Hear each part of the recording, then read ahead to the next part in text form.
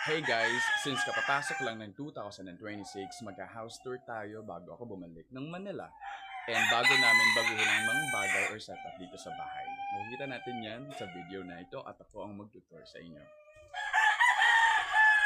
Ito yung bahay. Yes, nandiyan pa yung tarpaulin. Ito yung current setup ng bahay namin. Yan.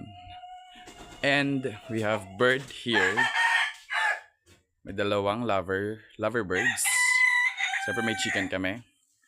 At may mga pananim sa harap ng bahay like roses and others. Hello guys, say hello to them. So ito yung setup ng bahay namin.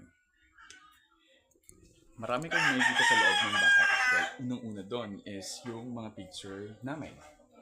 Yung setup ng table na ginamit namin is yan. Ito talaga yung pinaka Hello 2026. And nandito yung mga frame na iba.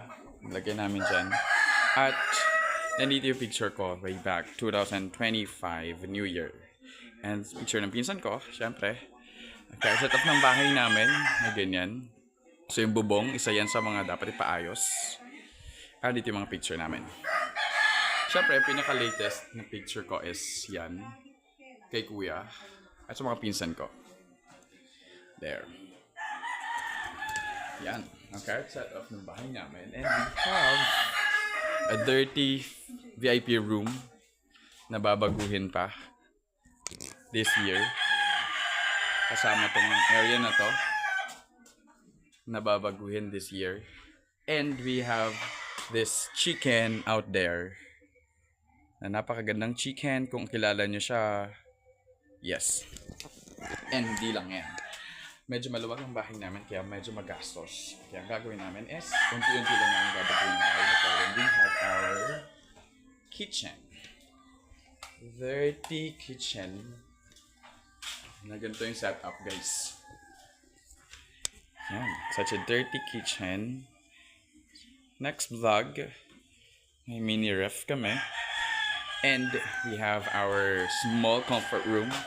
It's a very small comfort room na medyo pinaluwag ko yung setup. Ganyan lang siya. And we have this one. So I bought this one from TikTok. Ano siya? Yeah. Wala pang water.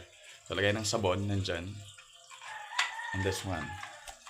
Hindi ko lang nagamit yung pandikit kasi hindi siya effective. And we have water. Medyo talaga namang hindi mahirap ang water namin dito sa